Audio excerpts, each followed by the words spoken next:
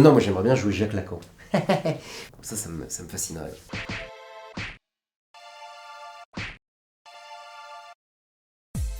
Le Fugitif, film avec Harrison Ford et Tommy Lee Jones.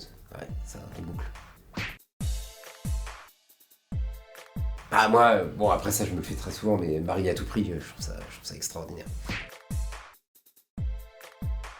C'est l'histoire d'un jeune homme que je joue qui s'appelle Martin, qui arrive en Indonésie pour étudier, voilà, pour son doctorat en anthropologie. Il écrit sur un peuple qui s'appelle les Dayaks. Et là-bas, à force de s'immerger dans cette population, il est témoin d'une exaction, d'un meurtre plus particulièrement. Et pour le faire taire, les autorités indonésiennes le mettent en prison. Voilà.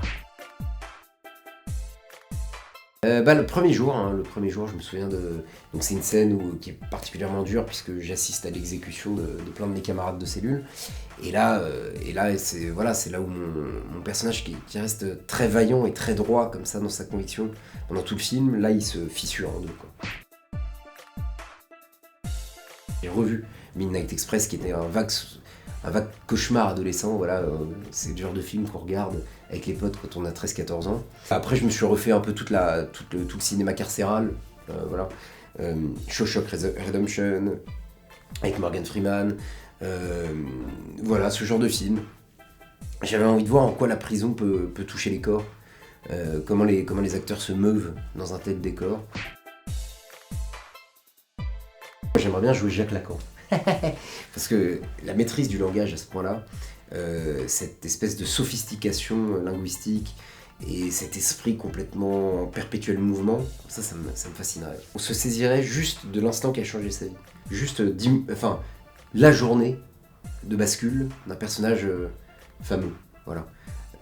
Je me souviens d'un documentaire sur Zidane où il est dans sa chambre avec ses proches juste avant la finale de la Ligue des Champions, et il dit comme ça de manière anodine, ah bah tiens, j'ai jamais marqué en finale de Ligue des Champions. Et le soir même, boum, reprise de volée, et il te met l'un des plus beaux buts de l'histoire de la Ligue des Champions. Ken Loach, c'est pas mal. Renoir, hein, parce que ça te rappelle que tout le monde a ses raisons. Armageddon Time de James Gray. C'est un metteur en scène que j'adore, mais c'est un film aussi que j'aime tout particulièrement.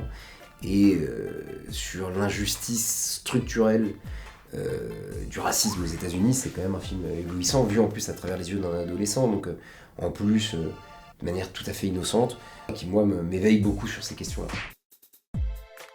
Le cinéma asiatique est d'une puissance assez inouïe, parce que c'est des histoires très ancrées dans le réel, avec une licence complètement poétique. Je trouve ça assez extraordinaire. Je pense à Old Boy par exemple, ou je pense à... Alors Old Boy, en l'occurrence, je viens de dire ancré dans le réel, mais ça l'est pas vraiment, mais en l'occurrence, mais ce cinéma, le cinéma asiatique me fascine. Quand Al Pacino se rend compte que son frère l'a trahi, en fait, dans le Parrain, et qu'il lui fait le baiser sur la bouche, qui est le baiser du Judas à Jésus juste avant, qui est exactement le même que celui qui est décrit dans la Bible. Plus que la scène, c'est l'intensité dramatique avec laquelle, et la mythologie que convoque Coppola pour mettre en scène cette scène. Moi, je suis fasciné par ce film. Le vent se lève aussi, de Ken Loach. Les dilemmes, moi, étrangement, c'est beaucoup les dilemmes moraux qui m'amènent à pleurer. C'est quand tout le monde a ses raisons, que c'est impossible de ne voir qu'une seule vérité. Quand tout le monde a raison, voilà, c'est là où je pleure, moi.